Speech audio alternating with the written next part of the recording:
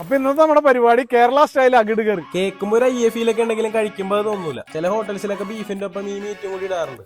ഇതിന്റെ ബാക്കി ഡീറ്റെയിൽസ് എല്ലാം വീഡിയോയിൽ കാണിക്കുന്നുണ്ട്. വൾഗറായിട്ടൊന്നുമില്ല, നമ്മൾ ഡീസെന്റ് ആയിട്ട് എല്ലാം ഷൂട്ട് ചെയ്തത്. പിന്നെ ഇത് കുറച്ച് അമച്ചർ കുക്കിംഗ് ആണ്, നമുക്ക് കുറെ അബദ്ധങ്ങളൊക്കെ പറ്റി. എടാ വീണ്ടും എത്ര രൂപ എടാ അകിട് മേടിക്കാൻ പോയിരിക്കണം. ഇപ്പൊ തല്ല് കിട്ടും, അപ്പൊ ഇപ്പൊ തിരിച്ചു വരും.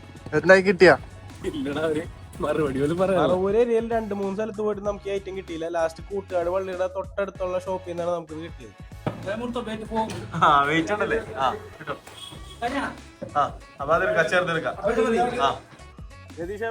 ഈ രതീഷ് എന്ന് പറയുന്നത് എന്റെ അച്ഛനാണ്. പുള്ളിയുടെ കൂട്ടുകാരൻ. ഞാൻ ഫുഡ് കൊടുക്കാന്ന് പറഞ്ഞ് കൊണ്ടുവന്നാണ്. ഇവർക്ക് ഭയങ്കര പരാതിയാണ് നമ്മൾ ഫുഡ് കഴിക്കാൻ പോകുമ്പോൾ വിളിക്കുന്നതാണ്.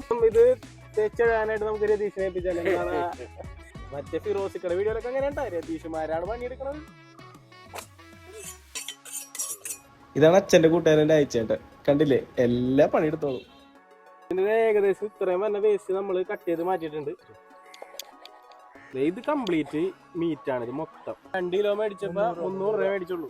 ഇവരെന്നെ കൊണ്ട് പണിയെടുപ്പിക്കാം. എന്റെ ഫാൻസ് സൈക്കിളിട്ടാ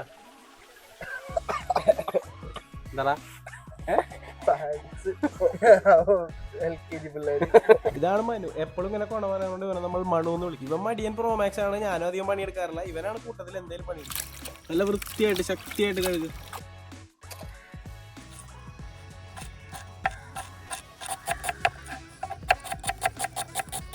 അങ്ങോട്ട് വിറക് ശേഖരിച്ചിട്ട് വരാം.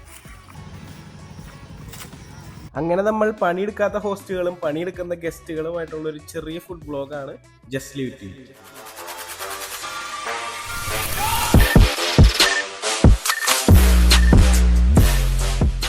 വെളിച്ചെണ്ണ ഒഴിക്കാൻ വേണം.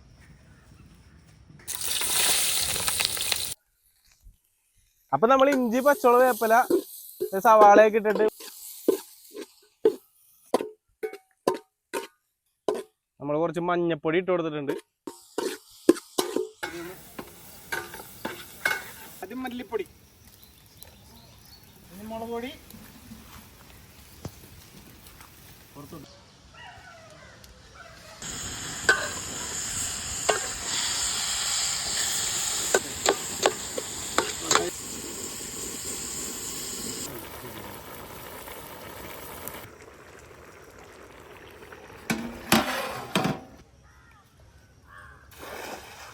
മസാല ആദ്യം ഇടേണ്ടതായിരുന്നു. ഇവനത് കൊണ്ടുവരാൻ മറന്നുപോയി. കടയിൽ നിന്ന് 2 മേടിച്ച്, എന്നിട്ട് 2 കാണാനില്ല. ഇപ്പൊ നിലത്ത് വീഴും.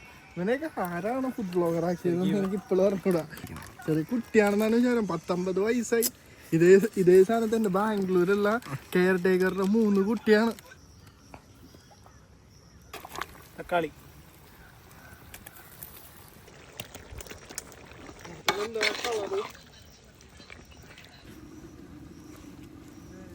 ഒരു നേരത്തെ ആഹാരം കൊടുക്കാന്ന് പറഞ്ഞു കൊണ്ടെന്നാണ് പട്ടിപ്പണി എടുപ്പിച്ചോണ്ടിരിക്കുക.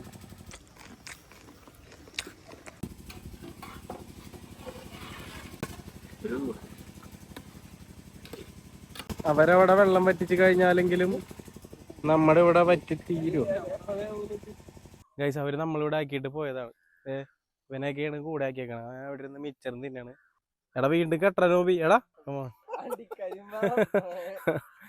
ആദ്യത്തെ ഉപദേശം, ഇത് ട്രൈ ചെയ്യരുത്.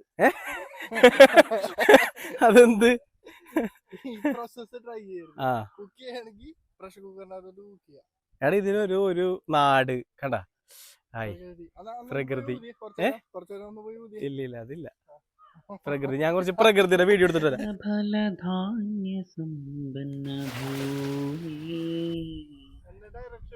ഓ അവൻ മിടുക്കൻ. ഇപ്പൊ ചെറിയ സ്മെല്ല് വന്നുണ്ട് അല്ലേ? എന്തെങ്കിലും പോസിറ്റീവായിട്ട് പറയോ നീയൊക്കെ?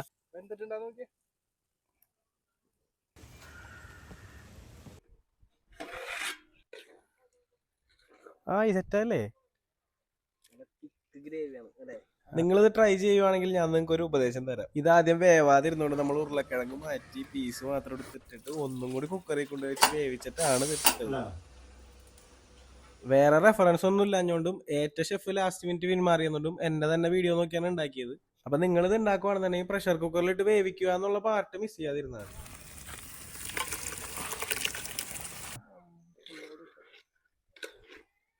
ഇനി ഇത് നമുക്ക് ഇറക്കി വെക്കാം. പരിപാടി കഴിഞ്ഞ് കഴിച്ചിട്ട് ടേസ്റ്റ് ആയിട്ട് പറഞ്ഞുതരാം. ഇറക്ക് എനിക്ക് കൈ കൊള്ളും. ഇറക്ക്.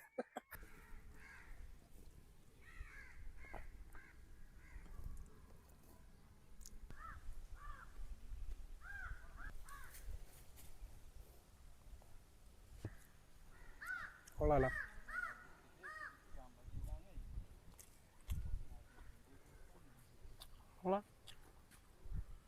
ബെറ്ററായോന്നല്ല. നീ ഇത്തവണ രക്ഷപ്പെട്ട് അടുത്ത തവണ എന്തുണ്ടാക്കണം? പാടാ. എവിടെ കിട്ടും? നീ ഉപ്പിത്തിരി കൂടി പോയി. പ്രകൃതിയിൽ നിന്ന് കഴിക്കുമ്പോ ഉറുമ്പും കാര്യങ്ങളൊക്കെ, ഉറുമ്പൊക്കെ പ്രകൃതിയിലുള്ള ആളാണ്. പിള്ളേർക്ക് കൊടുത്താലോ? ആ ചേട്ടാ, ചേട്ടൻ ബാ.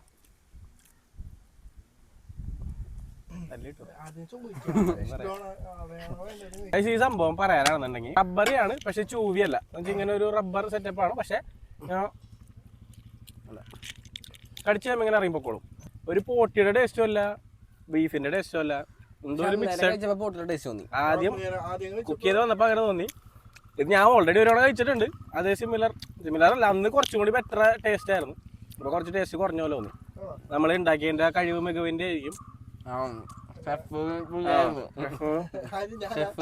കാരണം ഒരു ഫസ്റ്റ് ഹാഫ് വരെ സെറ്റായിരുന്നു. പിന്നെ അവര് പോയി കഴിഞ്ഞപ്പോ ഇവനാണ് പിന്നെ ഫുള്ള് ലീഡ് ചെയ്തത്. അപ്പൊ അതിന്റെ ഒരു ഇതും കുറച്ചധികം മിസ്റ്റേക്കുകൾ നമ്മൾ വീണ്ടും പണിയെടുത്ത് ക്ഷീണിച്ചതിന്റെ ഒരുപാട് ഒന്നും ചെയ്യാൻ പറ്റില്ല. ഒരു 3/5 റേറ്റിംഗ് ട്രൈ ചെയ്ത് നോക്കാം. ഒരു വെറൈറ്റി സാധനമാണ്. പിന്നെ ഓൾറെഡി നിങ്ങൾ ഇത് കഴിച്ചിട്ടുണ്ടാവും. കാരണം ഇത് ഇറച്ചിക്കടയിൽ എല്ലായിടത്തും ഇങ്ങനെ ഇവര് കട്ട് ചെയ്ത് കളയൊന്നുമില്ല. ബീഫ് കഴിച്ചവരാണെങ്കിൽ നിങ്ങൾ ഇത് കഴിച്ചിട്ടുണ്ട്. ആദ്യം വേവിക്കണം, അത്രേ ഉള്ളൂ. ആദ്യം വേവിച്ച് കഴിഞ്ഞാൽ സെറ്റാണ്. അപ്പൊ നമ്മളിപ്പോ കോഴിയുടെ ഫീറ്റ് ചെയ്ത്, പോത്തിന്റെ സംഭവം ചെയ്ത്, അകിട് നമ്മൾ നേരത്തെ ചെയ്തിട്ടുണ്ട്. പോർക്കിന്റെ തലയും ചെയ്തിട്ടുണ്ടായി. ഇനി അടുത്ത ചെറിയൊന്നും പറയണ്ട ചെയ്തല്ല നമ്മ. ഇനി നേരത്തെ പുള്ളി പറഞ്ഞായിരുന്നു സഹകരിച്ചു തരാന്ന്.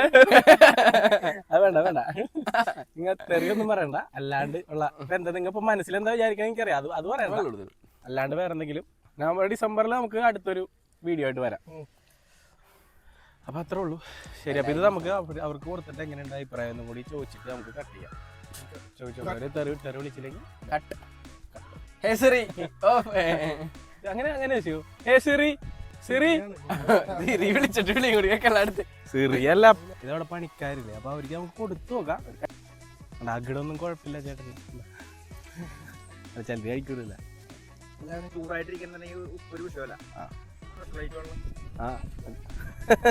നമ്മളിങ്ങനെ വെറൈറ്റി ഉണ്ടാക്കലുണ്ട് ഇടക്കിടക്ക് ചെയ്യണ. ബാക്കി ഫുഡ് നമ്മൾ ഫോളോവേഴ്സിന് പാക്ക് ചെയ്ത് കൊടുത്തു. അപ്പൊ മറ്റൊരു വീഡിയോ ആയിട്ട് വീണ്ടും കാണാം. Just leave it. ഈ വെട്ടിക്കൂട്ട് പരിപാടിക്ക് മാത്രമല്ല, നിങ്ങൾ ഒരുപാട് സ്ഥലത്ത് നല്ല നല്ല തീറ്റ തിന്നാൻ പോകുമല്ലോ. അപ്പൊ അതിനും കൂടി ഞങ്ങൾ ഉൾപ്പെടുത്തണം. പിന്നെ വളർന്നു വരുന്നൊരു ചെറുപ്പക്കാരനല്ലേ, ഒരു രക്ഷപ്പെട്ടോട്ടെന്ന് വിചാരിച്ചിട്ടാണ് ഞങ്ങൾ ഈ സമൂഹത്തിലെ മാന്യന്മാര്.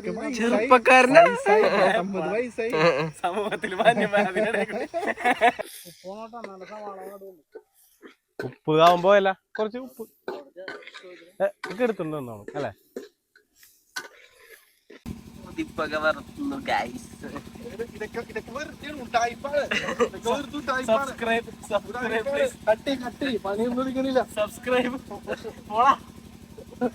എല്ലാവരും അൺസബ്സ്ക്രൈബ് ചെയ്യാൻ പോവാ. കത്തണ്ട് പോകുന്നേ. അഭിനയിക്കാൻ സമ്മതിക്കൂല. കത്തിക്ക്. പറ ഇനി പിന്നെ കുറച്ച് കോണയൊക്കെ പറ. നീ എന്തേലും പണിയെടുത്ത് ഇത്ര ആരാണ് മസാല നീ കൊണ്ട് കളഞ്ഞ മസാല എത്തിച്ചത്? 10 രൂപയുടെ മസാല മേടിച്ചോണ്ട് വന്ന്. 10 രൂപയുടെ മസാല. തക്കാളി മേടിച്ചോണ്ട് വന്നത് ആരാണ്? ഉരുളക്കിഴങ്ങ് മേടിച്ചോണ്ട് വന്നത് ആരാന്ന് പറ? മണുന്ന് പറ, പേര് പറ. മണു പറ. നോർത്ത് ഇന്ത്യയിൽ ഇതിനെ പറയണത് ഷിക്കഞ്ചി എന്നാണ്. നമ്മുടെ നാട്ടിലൊരു ഉപ്പ് സോഡ എന്ന് പറയും. ഷുക്കഞ്ചി കൂടി.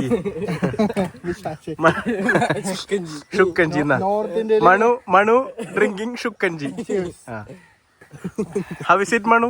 It's nice. ഉപ്പ് കൂടിപ്പോയി. Okay. So tell me your name to the camera. Manu Manu ഇവിടുത്തെ കണ്ണില് എടാ ഇതൊന്നും ഞാൻ ഇടൂല ആ